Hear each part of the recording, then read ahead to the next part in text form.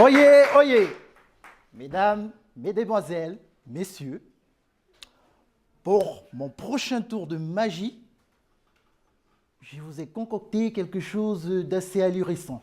Vous allez voir. J'ai besoin pour cela de 3 objets. Un smartphone, une perceuse sans fil et des couches. Je ne vais pas encore vous révéler mon secret de magie. Je vais vous faire le tour et à la fin, je vais vous montrer à quoi ça va servir. Aujourd'hui, je suis informaticien, en fait. Ah non, je suis trompé. Ah non, je continue. Quand j'étais gamin, je rêvais bien des missions spatiales. J'étais assis, vivant, je voyais les étoiles. Je voulais être un Yuri Gagarin, un Lance Armstrong. Mais malheureusement, ça n'a pas marché. Entre le rêve et la réalité, il y a... Oh là là, il y a un fossé terrible. Mais quand même, je continue à y croire. J'y crois. Yes, I dream. Ouais, c'est ça, les Américains. J'ai quand même été étonné, choqué, vraiment. Là, j'étais choqué, outré de voir sur le net, dernièrement, un rapport de sondage mené par OpinionWay. Quand même.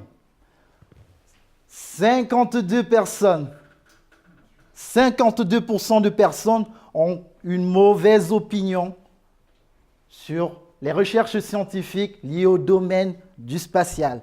Et là, vraiment, j'étais choqué, quoi.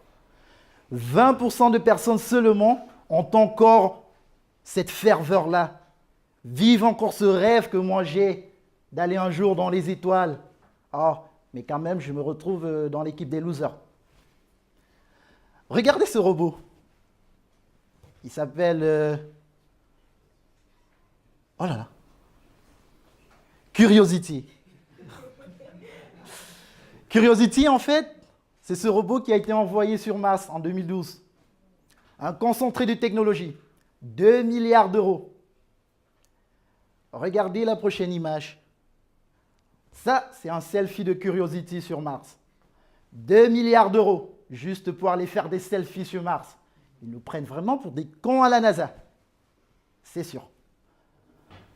Alors qu'on aurait pu utiliser cet argent pour la recherche scientifique, la lutte pour le sida, la famine dans le monde.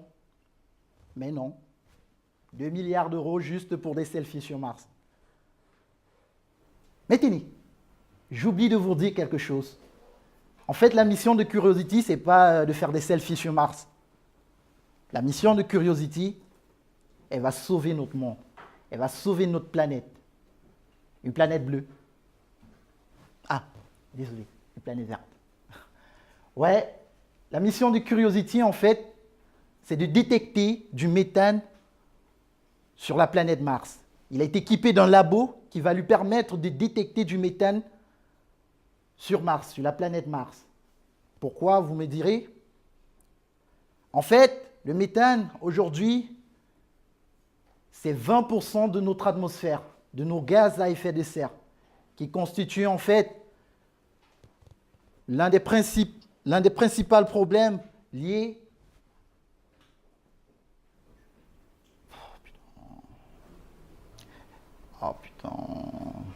l'un des principaux problèmes, merci, liés au réchauffement climatique, à la fente polaire.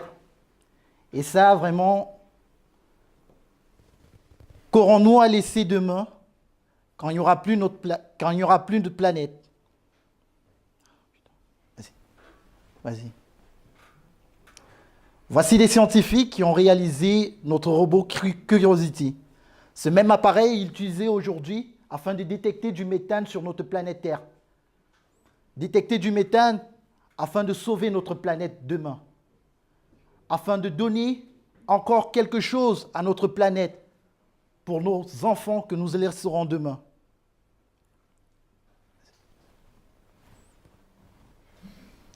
Alors, souvenez-vous, au début de ce talk, je vous ai présenté 3 objets de notre quotidien qui n'ont absolument rien en commun.